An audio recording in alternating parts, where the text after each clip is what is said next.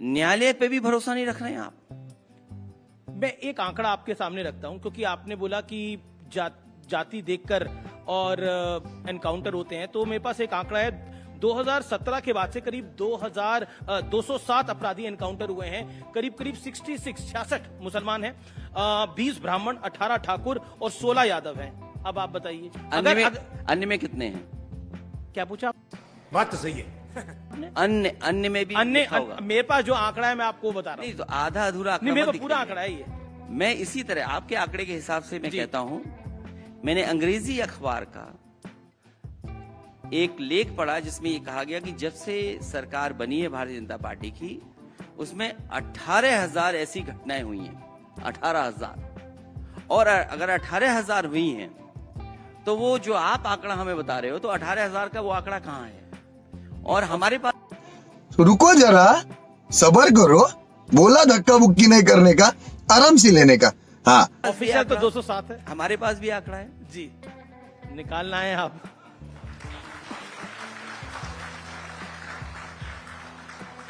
और बाकायदा हमने तो उसका ग्राफ भी बना दिया। जी, पहले तो मैं आपको ये बता दूं, इस आंकड़े के बाद दूसरा आंकड़ा बता दूंगा मैं। देश की जेलों में बंद विचाराधीन कैदी, जो सरकारी आंकड़ा है, वो ये बताता है कि कम से कम 84% लोग वही हैं केवल पीड़ित परिवार के।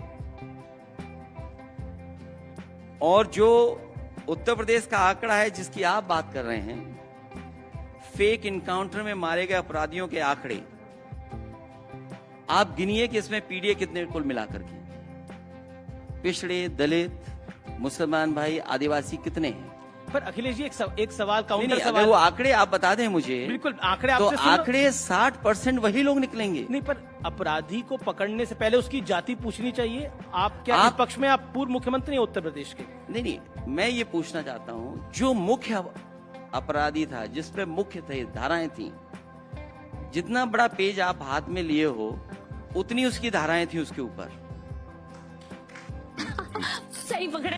उसको आपने सरेंडर करा दिया। तो आपको सब एनकाउंटर फेक लगते हैं जितने यूपी में हो रहे हैं आजकल 2017 के बाद से? कानपुर में गाड़ी पलट गई, कौन यकीन करेगा सरकार पे कि गाड़ी अपने आप पलट गई? पर कोर्ट ने तो माना, कोर्ट में गया मामला, कोर्ट ने तो बोला कि ठीक है। क्या जनता ये स्वीकार कर रही है? ये बात जो आसपास लोग थे वो स्वीकार कर रहे हैं क्या? और फिर आजकल तो जमाना गूगल मैप का है। हमें और आपको ये कोशिश करनी चाहिए, थोड़ा फंड्स और एफर्ट्स लगा करके हमें आज गूगल मैप से सब पता लग जाएगा कि कब गाड़ी पलटी थी वो। तो आपको लगता है वो गाड़ी पलटाई गई थी? मैं, जहां तक मुझे जानकारी है जी, जहां तक मेरी सोर्सेज कहती हैं कि गाड़ी पलटाई गई थी। खत्म, बाय बाय, टाटा। और फिर जहां तक इनकाउंटर की बात है, आप अपने आंकड़े बता रहे थे, तो हमारे आंकड़े ठीक हैं कि आपके आंकड़े ठीक हैं? अब ये तो जनता तय करेगी, लेकिन मैंने तो आपको एनसीआरबी के आंकड़े तो आप मानेंगे? नहीं, बिल्कुल एनसीआरबी के डाटा, एनसीआरबी का जो डेटा कहता है वो यही कहता है जो मैं कह रहा हूं। लेकिन सीएम योगी कहते हैं कि 2017 से पहले हर जिले में माफिया एक समांतर सरकार चलाता था, चाहे वो प्रयागराज हो, चाहे वो गाजीपुर हो, और माफिया की मौज मस्ती थी। लेकिन मेरे आने के बाद मेरी सरकार की ठसक इतनी है कि माफिया कहते हैं कि अब उत्तर प्रदेश में नहीं जाना। अच्छा, हमको सिखा दिया। किसी भी मुख्यमंत्री ने जेल में जाकर के माफिया के साथ कॉफी चाय नहीं पी होगी। और उत्तर प्रदेश का कोई मुख्यमंत्री अपने मुकदमे वापस नहीं लिया होगा। और फिर आज तो 7 साल हो जाएंगे लगभग सरकार के।